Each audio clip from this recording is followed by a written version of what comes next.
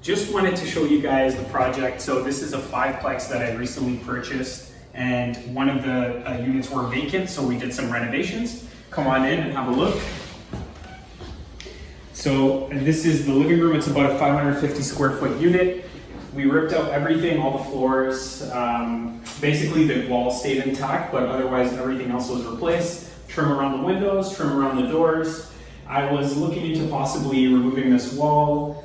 However, it looked like it was going to be too big of a project, so I decided to, I'm going to put a barn door on here to give it a little bit of character. And as we enter the kitchen, obviously there's still a lot of work to be done, like it's got to be painted, which is happening soon. We've got I kept the appliances, but we're just going to get them professionally cleaned. We put in a range hood to make sure that there's some ventilation with the gas stove. And we installed a dishwasher because having one will increase the rent for the unit, which is exactly what we want. We want to get the highest rent possible. All of this was from IKEA. All the floors are brand new. These are vinyl floors. And then we'll walk you into the bedroom. So it's a one bedroom unit, obviously. This is all going to get repainted. We've got the doors ready to go.